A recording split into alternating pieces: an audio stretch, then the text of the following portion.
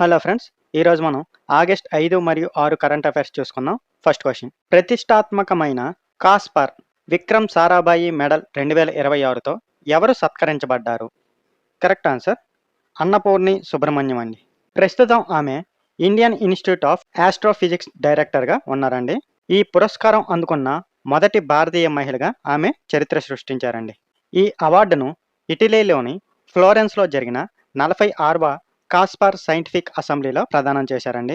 ఈ మెడల్ను Committee on Space Research మరియు ఇస్రో సంయుక్తంగా అందజేశాయండి. ఒకసారి కీ పాయింట్స్ చూసుకుంటే, ఏ అవార్డు అండి? కాస్పర్ అంటే Committee on Space Research. Vikram Sarabhai medal 2026తో ఎవరు సత్కరించబడ్డారు అంటే అన్నపూర్ణి సుబ్రహ్మణ్యం అండి.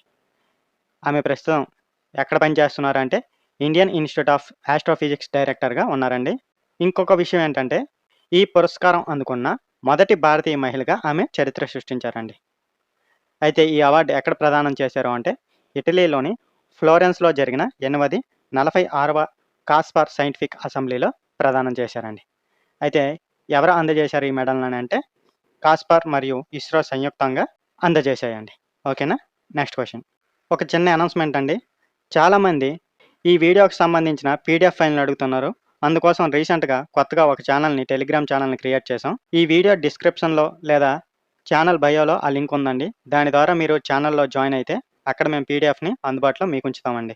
ఓకేనా? సో మన క్వశ్చన్ చూసుకుంటే, గిన్నిస్ వరల్డ్ రికార్డ్స్ ప్రకారం ప్రపంచంలోనే అత్యంత పిన్న వయస్కుడైన పురుష ప్రొఫెసర్గా ఎవరు గుర్తింపు పొందారు? కరెక్ట్ ఆన్సర్ నాథన్ థామస్ అండి. ఆయన 18 సంవత్సరాల 346 రోజుల వయసులో ఈ ఘనత సాధించారండి. అమెరికాలోని ఫ్లోరిడా రాష్ట్రంలోని మయామి డెడ్ కాలేజ్లో ప్రొఫెసర్గా నియమితులయ్యారండి. ఇంతకుముందు ఈ రికార్డును కొలిన్ మెక్లారిన్ పేరిట ఉండేదండి.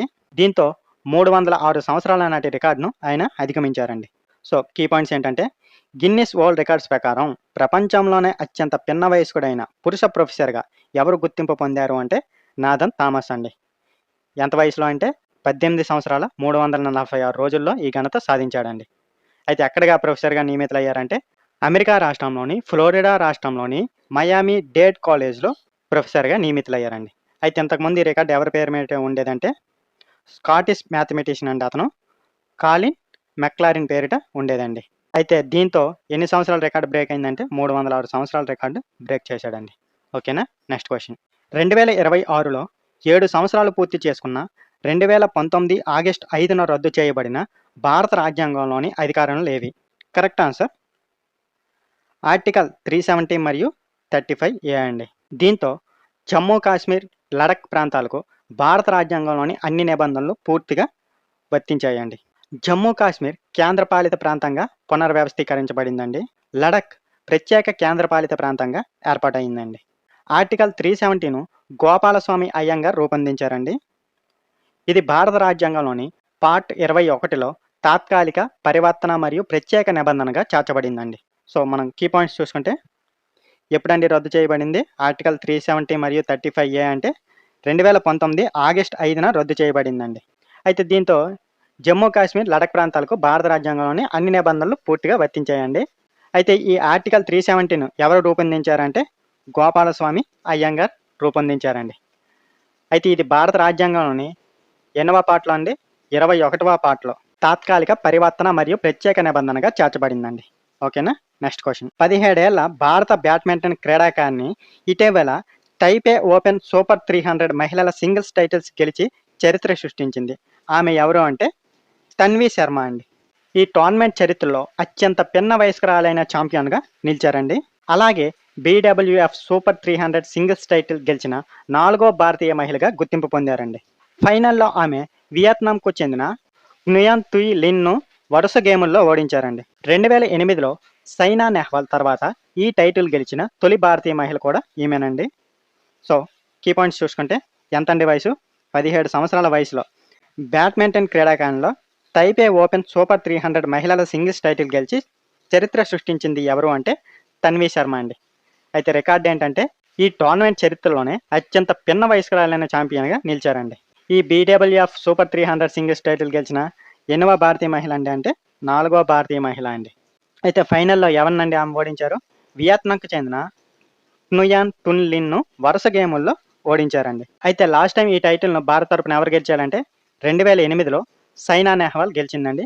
దాని తర్వాత ఇప్పుడు ఈమె అండి. ఓకేనా? Next question. ఇటీవల చంద్రుని ఉపరితలాన్ని ఢీకొని శాస్త్రీయ పరిశోధనలకు విలువైన సమాచారాన్ని అందించిన రాకెట్ రెండో దశ ఏది? Correct answer space X Falcon 9 అండి. ఈ రాకెట్‌ను 2025 జనవరి 15న 2 వాణిజ్య రోబోటిక్ చంద్ర ల్యాండర్లతో ప్రయోగించారండి. మిషన్ పూర్తయ్యాక మొదటి దశ విజయవంతంగా భూమికి తిరిగి వచ్చిందండి. అయితే రెండో దశ అంతరిక్షంలోనే కొనసాగి చివరకు చంద్రునిపై పడిందండి. దీంతో చంద్రునిపై 20-30 మీటర్ల వ్యాసం కలిగిన కొత్త క్రేటర్ ఏర్పడిందండి. ఈ ఢీకొన్న ప్రాంతం ఐన్స్టీన్ క్రేటర్ సమీపంలో చంద్రుని భూమి వైపు కనిపించే భాగంలో ఉందండి. ఒకసారి కీ పాయింట్స్ చూసుకుంటే చంద్రుని ఉపరితలాన్ని ఢీకొని శాస్త్రీయ పరిశోధనలకు విలువైన సమాచారాన్ని అందించిన రాకెట్ రెండో దశ ఏది అంటే స్పేస్ ఎక్స్ ఫాల్కన్ 9 అండి. అయితే ఈ రాకెట్ని ఎప్పుడు ప్రయోగించారండి? 2025 జనవరి 15న 2 వాణిజ్య రోబోటిక్ చంద్ర ల్యాండర్లను ప్రయోగించారండి. అయితే మిషన్ పూర్తయ్యాక మొదటి దశ విజయవంతంగా భూమికి తిరిగి వచ్చిందండి. కానీ రెండోది మాత్రం అంతరిక్షంలోనే కొనసాగి చివరకు చంద్రునిపై పడిందండి. దీంతో చంద్రునిపై 20-30 మీటర్ల వ్యాసం కలిగిన కొత్త క్రేటర్ అనేది ఏర్పడిందండి. ఎక్కడ ఆ క్రాటర్ ఏర్పడిందంటే ఐన్స్టీన్ క్రాటర్ సమీపంలో చంద్రుని భూమి వైపు కనిపించే భాగంలో ఏర్పడిందండి ఇది. ఓకేనా? సో గుర్తుంచుకోవాలి. Next question. Environmental performance index 2026లో భారతదేశం ర్యాంక్ ఎంత? కరెక్ట్ ఆన్సర్ 176వ స్థానం అండి. ఈ సూచికను యేల్ యూనివర్సిటీ మరియు కొలంబియా యూనివర్సిటీ సంయుక్తంగా విడుదల చేస్తాయండి. ఈ సూచికలో లావోస్ 177వ స్థానంతో చివరి స్థానంలో నిలిచిందండి.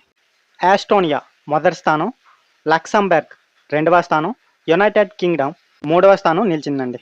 ఈ సూచికలో పర్యావరణ ఆరోగ్యం, పర్యావరణ వ్యవస్థ జీవశక్తి, వాతావరణ మార్పు అనే 3 ప్రధాన అంశాలను పరిగణలోకి తీసుకుంటారండి. ఒకసారి కీ పాయింట్స్ చూసుకుంటే ఏ ఇండెక్స్ ఇది? ఎన్విరాన్మెంటల్ పెర్ఫార్మెన్స్ ఇండెక్స్ 2026లో భారతదేశం ర్యాంక్ ఎంత అంటే 176వ స్థానం అండి. అయితే దీన్ని ఎవరు విడుదల చేస్తారు అంటే ఈ సూచికను యేల్ యూనివర్సిటీ మరియు కొలంబియా యూనివర్సిటీ సంయుక్తంగా విడుదల చేస్తాయండి. అయితే చివరి స్థానంలో ఎవరు నిలిచారు? లావోస్ 177వ స్థానంతో చివరి స్థానంలో ఉందండి. మరి మొదటి 3 స్థానాలు ఎవరు సాధించారంటే ఎస్టోనియా మొదటి ర్యాంక్, లక్సంబర్గ్ రెండవ ర్యాంక్, యునైటెడ్ కింగ్డమ్ మూడవ ర్యాంక్ సాధించాయండి.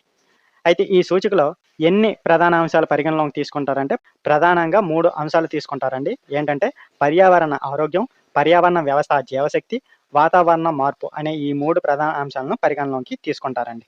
ఓకేనా? పక్కనున్న ఇమేజ్ కూడా చూసుకుంటే టాప్ 5 ఇచ్చామండి. మనం ఆల్రెడీ 3 చెప్పుకున్నాం. 4th ఏమో ఫిన్లాండ్ ఉంది, 5th ఏమో నెదర్లాండ్ ఉందండి.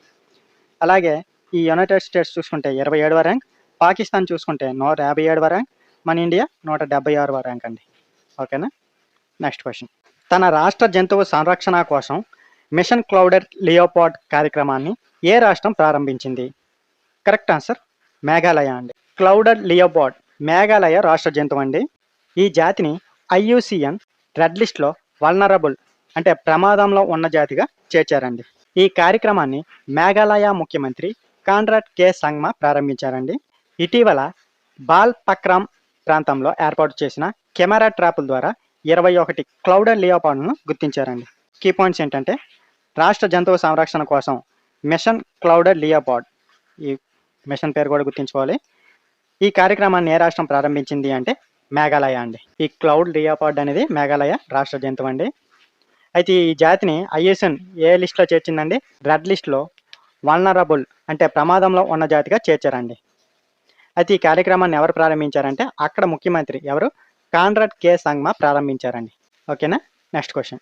ప్రముఖ వయోలిన్ విద్వాంసుడు డాక్టర్ ఎల్ సుబ్రహ్మణ్యంకు ఇటీవల ఏ దేశ అత్యున్నత రాష్ట్ర పురస్కారం ప్రదానం చేయబడింది? కరెక్ట్ ఆన్సర్ శ్రీలంక అండి. ఆయనను గాడ్ ఆఫ్ ఇండియన్ వయోలిన్ అని పిలుస్తారండి.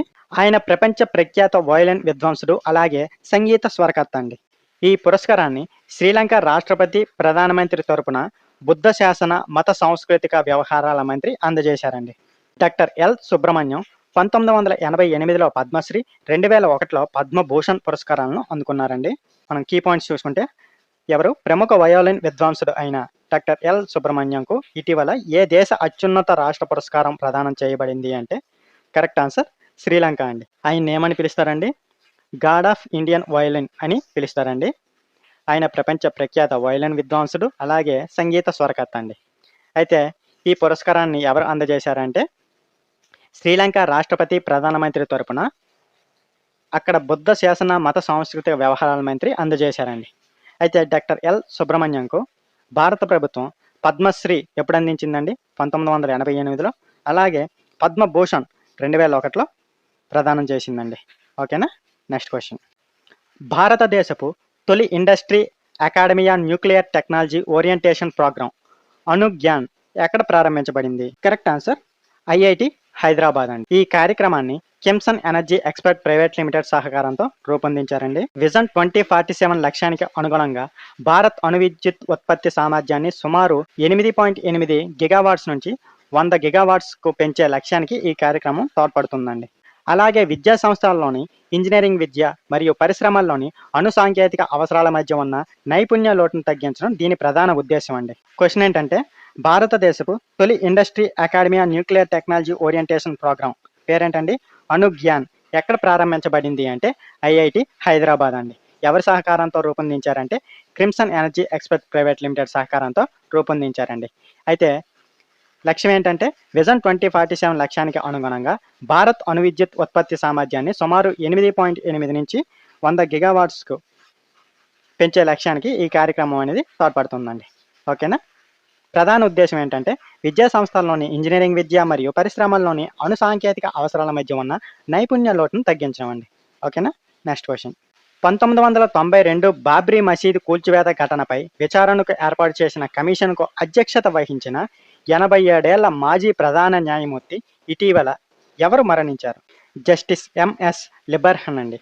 1992 డిసెంబర్ 16న అంటే అప్పుడు పివి నరసింహారావు ప్రభుత్వము బాబ్రీ మసీదు కూల్చివేత ఘటనపై విచారణ కోసం లిబర్హన్ కమిషన్ను ఏర్పాటు చేసిందండి. ఈ కమిషన్ 2009 జూన్ 30న తన తుది నివేదికను అప్పటి ప్రధానమంత్రి డాక్టర్ మన్మోహన్ సింగ్కు సమర్పించిందండి. జస్టిస్ లిబర్హన్ ఆంధ్రప్రదేశ్ హైకోర్టు ప్రధాన న్యాయమూర్తిగా, అనంతరం మద్రాస్ హైకోర్టు ప్రధాన న్యాయమూర్తిగా కూడా సేవలందించారండి. ఒకసారి కీ పాయింట్స్ చూసుకుంటే బాబ్రీ మసీదు ఎప్పుడండి కూల్చివేత ఘటన జరిగిందంటే 1992లో అండి. అయితే ఆ ఘటనకు విచారణకు ఏర్పాటు చేసిన కమిషన్కు అధ్యక్షత వహించారండి. ఎవరు అంటే జస్టిస్ ఎంఎస్ లిబర్హన్ అండి. ఎంత వయసులో మరణించారు ఇప్పుడంటే 87 ఏళ్ల వయసులో మరణించారండి. అయితే అప్పుడు ప్రధానమంత్రి ఎవరండి? పివి నరసింహారావు 1992 డిసెంబర్ 16న బాబ్రీ మసీద్ కూల్చివేత ఘటనపై విచారణ కోసం ఈ లిబర్హన్ కమిషన్ను ఏర్పాటు చేసిందండి. ఈ కమిషన్ తన తుది నివేదికను ఎప్పుడు సమర్పించిందంటే 2009 జూన్ 30న అప్పటి ప్రధానమంత్రి డాక్టర్ మన్మోహన్ సింగ్కు సమర్పించిందండి. జస్టిస్ లిబర్హన్ ఏ స్టేట్ హైకోర్టులకు సేవలందించారంటే ఆంధ్రప్రదేశ్ మరియు మద్రాస్ హైకోర్టులకు ప్రధాన న్యాయమూర్తిగా సేవలందించారండి. ఓకేనా? Next question. ఆగస్టు 2026లో జరిగిన 13వ బ్రిక్స్ విద్యామంత్రుల సమావేశానికి ఆతిథ్యం ఇస్తున్న నగరం ఏది?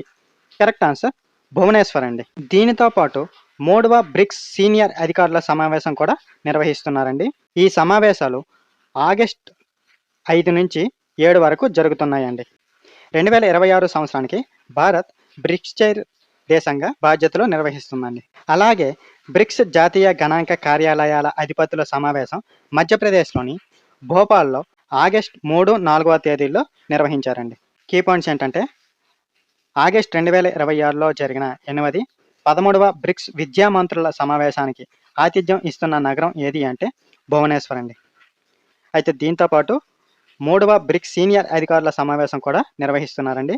అయితే ఈ సమావేశాలు ఎప్పుడు జరుగుతున్నాయి అంటే ఆగస్టు 5 నుంచి ఆగస్టు 7 వరకు జరుగుతాయండి. అయితే భారత్ ఈ 2026వ సంవత్సరానికి బ్రిక్స్ చైర్ దేశంగా బాధ్యతలు నిర్వహిస్తుందండి.